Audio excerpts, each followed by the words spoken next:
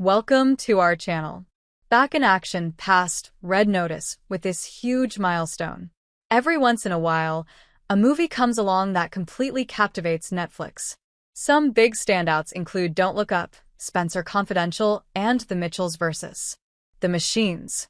But as you can see, all of those movies were released several years ago. Since 2021, it's become increasingly rare for movies to put up these kinds of viewership numbers, with Carry On's record-breaking run just last month being one of the few standouts in recent memory.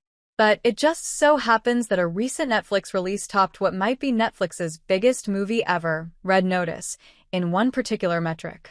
We're talking about Back in Action, of course, the most recent Netflix juggernaut that stars Cameron Diaz and Jamie Foxx. The movie centers on their characters, Emily and Matt, two retired CIA spies who are forced back into the fold after their secret identities are discovered. They must employ old skills to both protect their children and retrieve a key they hid years ago. And while we certainly expected an action movie starring two big celebrities, especially Diaz, who hadn't acted in a decade, to do well on Netflix, I'm not sure anyone expected this dominant of a run. Especially one that now stands alongside and has, in fact, passed Red Notice. While the action movie starring Gal Gadot, Ryan Reynolds, and Dwayne Johnson is technically the most successful Netflix movie of all time, as it has garnered 230.9 million views and 454.2 million viewing hours, both are records, since its 2021 release, those numbers were accrued over a very short time span. Believe it or not, Red Notice only sat atop the daily US top 10 charts for 12 days, a figure that, just today, Back in Action has surpassed. In fact, only 12 other movies have ever reached Back in Action's current streak of 13 days in the #1 position. And as you can see below, this brings the brand new action flick into exclusive company with some of the most viral Netflix movies ever released. Carry On, 21 days. Don't Look Up, 18 days. Spencer Confidential, 18 days. The Adam Project, 15 days. Glass Onion, A Knives Out Story, 14 days. The Unforgivable, 14 days. The Mitchells vs. The Machines, 14 days. Hubie Halloween, 14 days. Back in Action, 13 days. Leave the World Behind, 13 days. Back in Action, 11 days. Extraction 2 to 13 days. Project Power, 13 days. And the movie probably isn't done yet.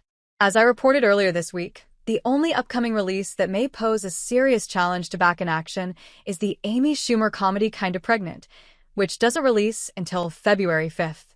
At that point, Back in Action will have spent 19 days on the Netflix platform, giving it the chance to go where only Carry On has gone before with its #1 streak.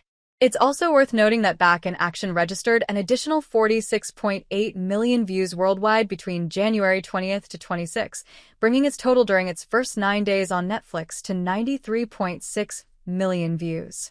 That means the film needs only 42.8 million views to become the 10th most viewed movie ever on Netflix.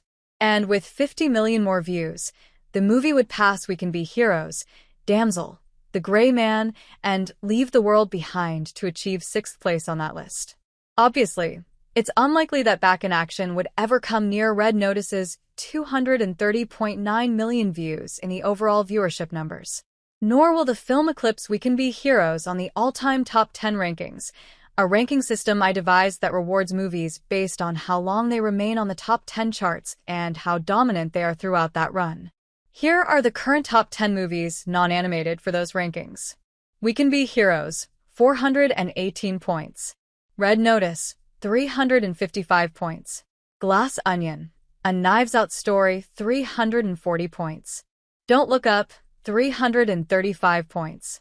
How the Grinch Stole Christmas, 299 points. 365 Days, 282 points.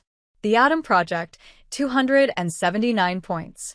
The Christmas Chronicles 2 to 241 points. Spencer Confidential, 236 points. Carry On, 234 points. But still, it's incredible to see a movie like Back in Action commanding the charts in ways that we've rarely seen since 2021. And it's easily become the most successful thus far in 2025, as you can see from the yearly top 10 rankings. Back in Action, 130 points. Ad Vitam, 115 points. Rush Hour, 77 points. Horizon: An American Saga, Chapter 1, 73 points. In the Heart of the Sea, 70 points. You Gotta Believe, 59 points. Carry On, 54 points.